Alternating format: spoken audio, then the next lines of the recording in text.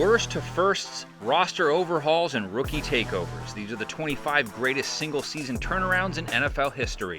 This is a football team that has stunned the football world. After a dismal stretch in the late 90s and into 2000, the Bears turned in one of the most unlikely seasons you'll ever see in 2001.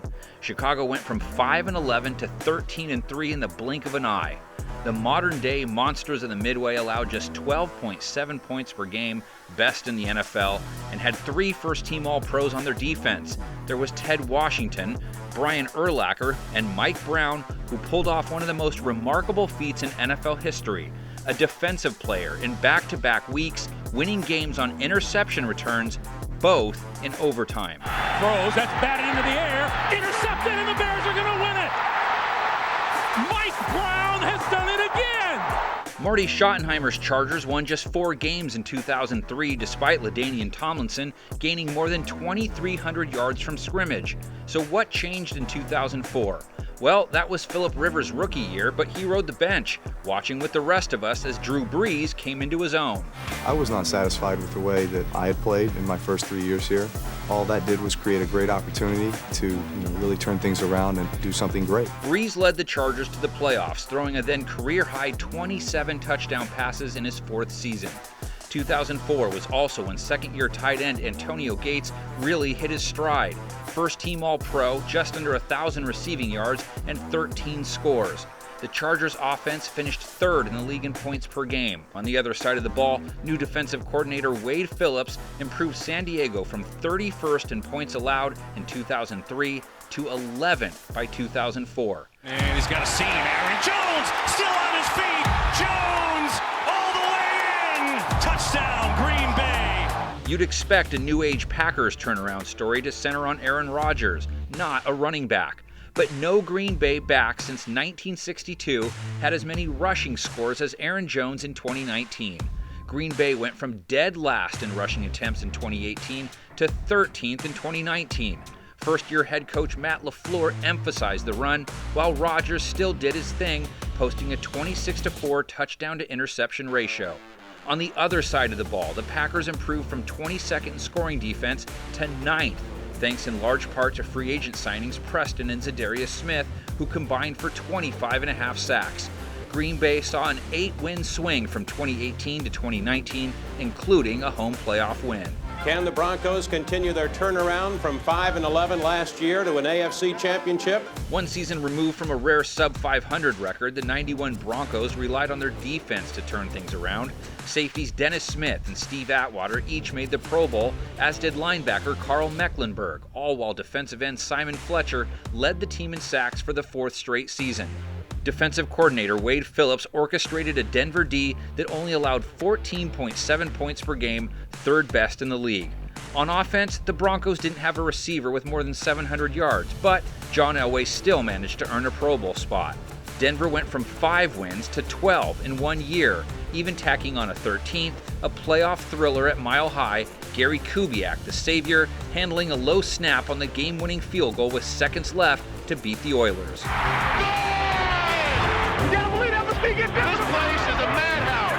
76,000 plus have lost their minds in Mile High Stadium. Rookie head coach, rookie quarterback, no problem. The Ravens won 13 total games in 2008, an 8-win swing from the year before. John Harbaugh took over for Brian Billick and drafted Joe Flacco in the first round of the 2008 draft. The first-year QB was your prototypical game manager, while feeding the Ravens running backs a league-high 592 times. McGahee. Willis McGahee. You got to be kidding me. Nobody's getting him, and no flags on the play.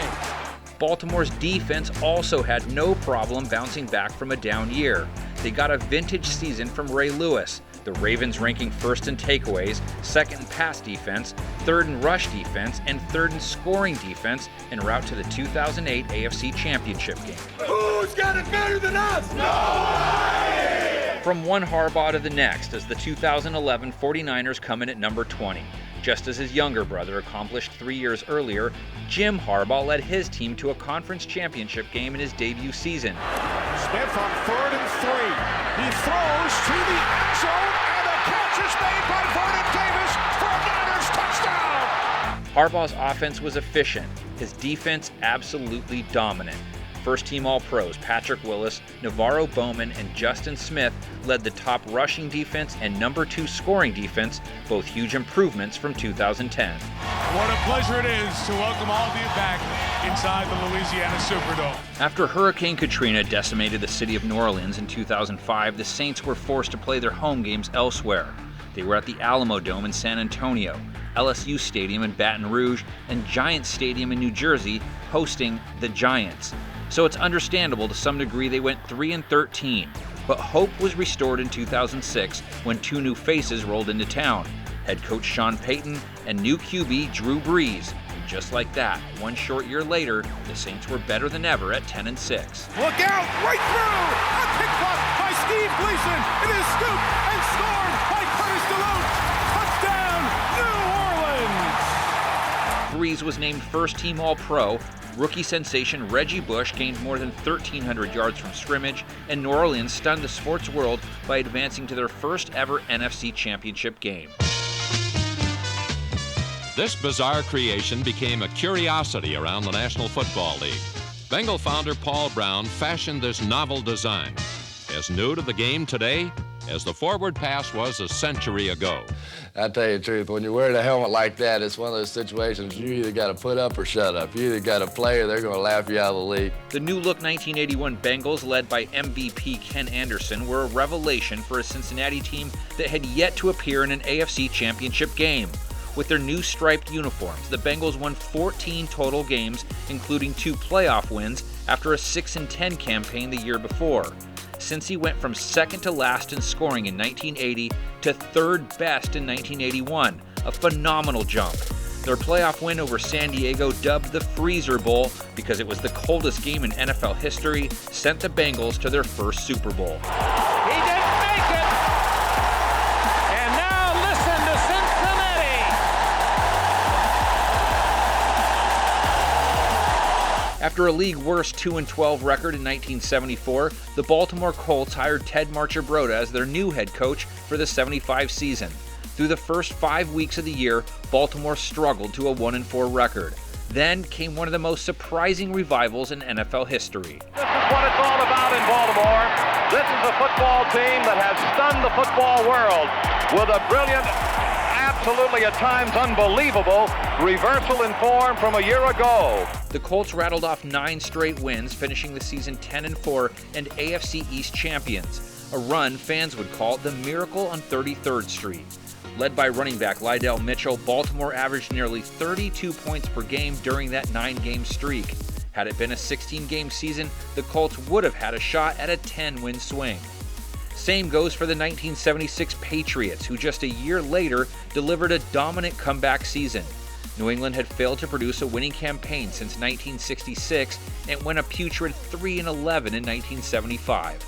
But behind quarterback Steve Grogan, Defensive Rookie of the Year Mike Haynes, and a powerful rushing attack that put up over 200 yards a game, the Pats went 11-3 in '76, the winningest season in team history up to that point. I like to run. I've run for a long time. I feel like I'm adding a little more to our offense and contributing a little more than just handing the ball off and letting everybody else do the work. Grogan scored 12 rushing touchdowns, a single-season record for a quarterback that stood for 35 years before Cam Newton broke it in 2011. Speaking of Newton, the 2015 Panthers cracked the list, even though the 2014 version made the playoffs. Carolina went 8-9-1 in 2014, good enough to win the division, but Newton followed that up with an absolute monster season. He really was Superman on that play. Newton steps up, throws for the end zone. Olsen, touchdown! There is nobody like him. Newton accounted for 45 total touchdowns and took home league MVP honors. The Panthers produced a league-high 39 takeaways, won a franchise record 17 total games, all while securing a trip to Super Bowl 50. Life without Peyton Manning began in Indianapolis in 2011. The Colts went 2-14. Life with Andrew Luck began in Indy in 2012. The Colts went 11-5. Here we go. Final seconds. Luck steps. Luck, a little flip. Donnie Avery, he's in. Touchdown. Andrew Luck has shocked the Lions. Luck delivered time and again in his rookie season, engineering 7 game-winning drives in 2012. Luck wasn't the only new face to help turn things around either. It was Chuck Pagano's first gig as head coach, and Indy was even luckier after having drafted wide receiver T.Y. Hilton in the 3rd round that year.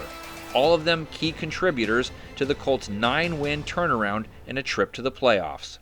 Coming off the worst season in team history, the Chiefs hired Andy Reid and acquired quarterback Alex Smith for a fresh start in 2013. After a 2-14 finish the previous year, KC rebounded with an 11-5 year where a league-high 10 Chiefs were named to the Pro Bowl. Running back Jamal Charles made first-team All-Pro as well, amassing nearly 2,000 yards from scrimmage and scoring 19 times. The throw to Jamal Charles, and Charles now a foot race. Goodbye, Jamal Charles. It's touchdown number 5. Kansas City scored nearly 14 more points per game from 2012 to 2013, while their defense improved from 25th to 5th in points allowed. They're perhaps the greatest rookie quarterback-running back duo in NFL history. In 2016, Dak Prescott and Ezekiel Elliott burst onto the scene, leading Dallas to a 13-3 season and an NFC East title. This one downfield, pass caught, touchdown Des Bryant. It's Elliott for the touchdown. Cowboys lead. Just a year earlier, the Cowboys were 4-12 and second to last in scoring. But in 2016, Prescott had arguably the greatest season by any rookie quarterback ever. Over 3,600 yards, a 23-4 touchdown to interception ratio, and a 104.9 passer rating that would signal the end of the Tony Romo era in Dallas. Meanwhile, Elliott racked up just under 2,000 yards from scrimmage and 16 touchdowns on his way to becoming the first rookie running back to make first-team All-Pro since 1999. And the defense, number 1 against the run and 5th in total points allowed. Pitch out, Yeldon, oh boy! And that's beating them to the punch. The 2016 Jaguars didn't have much of a rush attack and didn't have much of a defense. In turn, they finished 3-13. The 2017 Jaguars, though, featured the 4th overall pick, Leonard Fournette, and a defense led by free agent signees, defensive end Calais Campbell and cornerback A.J. Boye. They paired those two with a young nucleus of Jalen Ramsey, Dante Fowler, Malik Jackson, Yannick Ngakoue, and Miles Jack.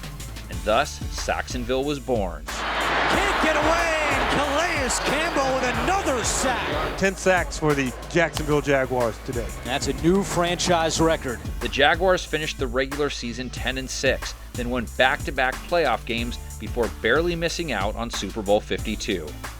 The Dirty Bird Falcons took the league by storm in 1998, winning a franchise record 16 total games if you include the playoffs.